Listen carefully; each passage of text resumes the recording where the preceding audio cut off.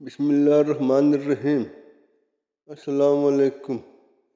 حضرت عبداللہ بن مسعود رضی اللہ تعالیٰ عنہ فرماتے ہیں کہ ایک رات رسول اللہ صلی اللہ علیہ وآلہ وسلم کی خدمت میں کثیر باتیں ہوئیں۔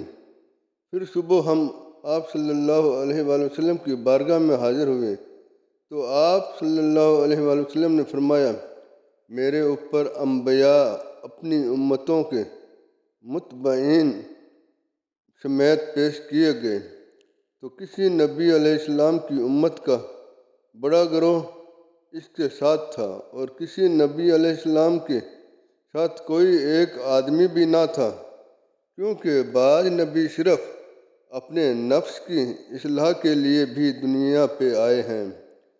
قوم لوط کے بارے میں اللہ تعالیٰ نے تمہیں یوں آگاہ فرمایا، کیا تم میں سے کوئی بھی عقل مند آدمی نہیں؟ یہاں تک کہ حضرت موسیٰ بن عمران بنی اسرائیل میں سے اپنے ساتھیوں کے ساتھ گزرے۔ میں نے عرض کی، اے میرے رب، میری امت کہاں ہے؟ فرمایا، اپنی دائیں طرف دیکھیں۔ جب میں نے دیکھا تو مکہ کے پہاڑوں کی طرح پہاڑ ہیں جو لوگوں کے چہروں سے ڈھکے ہوئے ہیں۔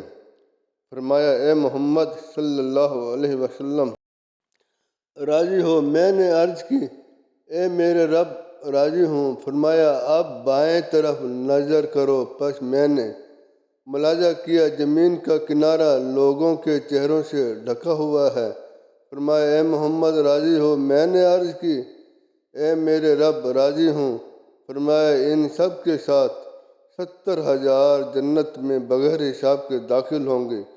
یہ بات سن کر حضرت عکاشہ بن محصن اسدی رضی اللہ تعالیٰ عنہ نے آ کر عرض کی، اے اللہ کے رسول صلی اللہ علیہ وآلہ وسلم، اللہ سے دعا کریں کہ وہ مجھے ان لوگوں میں سے بنا دے۔ آپ صلی اللہ علیہ وآلہ وسلم نے دعا کی، اے اللہ، اس کو ان میں سے بنا دے۔ پھر ایک اور آدمی کھڑا ہوا، اس نے عرض کی، اے اللہ کے رسول صلی اللہ علیہ وسلم، اللہ سے دعا کریں کہ وہ مجھے ان میں سے بنا دے۔ فرمایا، عکاشہ تم پر شفقت لے گئے۔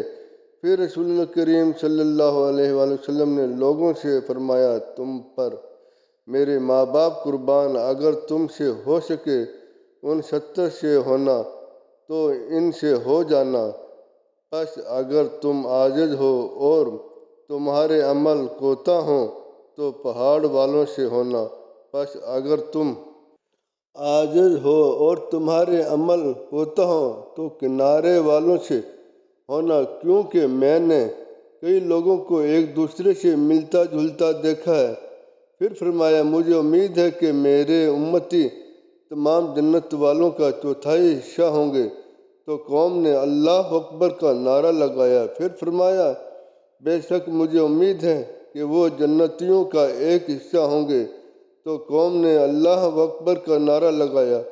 پھر آپ صلی اللہ علیہ وآلہ وسلم نے یہ آیت تلاوت فرمائی، ترجمہ: اولین میں بڑا گروہ اور آخرین میں سے تھوڑے۔